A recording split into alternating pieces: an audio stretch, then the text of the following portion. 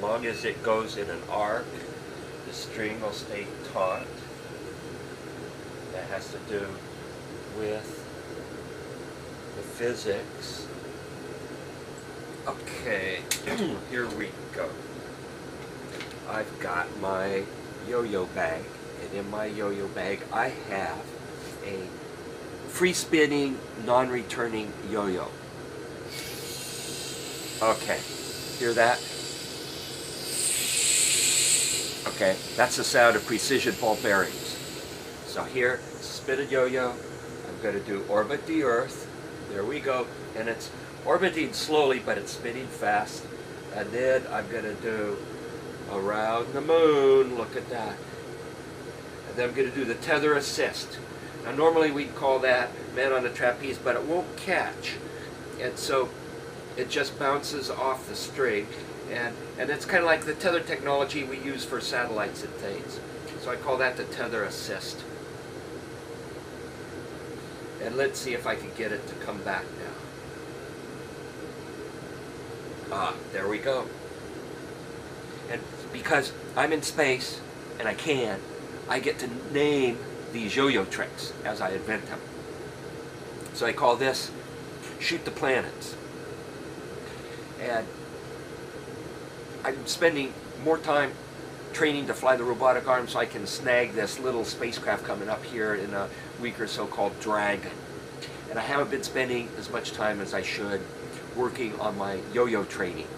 So I've been ignoring my yo-yo training. So it may take a couple of times to get this trick correct. And it just shows that I've got misplaced priorities. Here we go.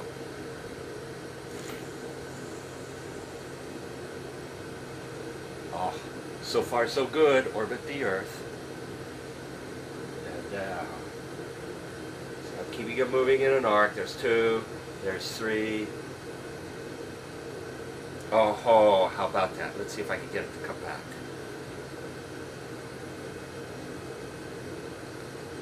Oh, okay. So now it's spinning really fast. We're going around. Oh, I like this. I'm going to do shoot the planets again. So there's that, and there's that. There. That was a good one. That's a keeper. Okay, now I call this the asteroid because it's basically uncontrolled. The string is limp and it's just bouncing back and forth. So this trick is the asteroid. You have to be careful because if it comes back in an uncontrolled way, it can end up hitting you in the head. And I call that the G-bonk. Another thing about yo-yos. There's a lot of physics involved in this, a lot of physics. Exchange of angular momentum with the yo-yo spinning, angular momentum of the yo-yo moving in an arc as a system, and then the linear momentum of it going in and out of the string. And then of course there's energy expenditure in this because you've got bearings and friction and drag with the air around it, and drag with the air is kind of small. So you have all of these neat pieces of physics working on this. And it's good to understand the physics of your recreational activities. So if you like doing yo-yos, you should read up about how they work, how the physics works. And it will benefit you several ways. One way it'll benefit you is you'll be able to have some delightful conversations. You can impress people by talking about the physics of your yo-yo. And if you're a guy, just think you can impress the gals by talking about the physics of how your yo-yo works. And of course, there's going to be a class of gals that won't be interested in that and you won't impress them. But then those are the kind you don't want to be around. And then if you're a gal and you're yo-yo, again, learn the physics. And when you talk about the physics of how the yo-yo works, in addition to doing your yo-yo tricks, you can impress the guys. And of course, there's going to be some guys that won't be impressed because they don't like physics. And you don't want to hang around those kind of guys anyway. But there's even a more important aspect of this.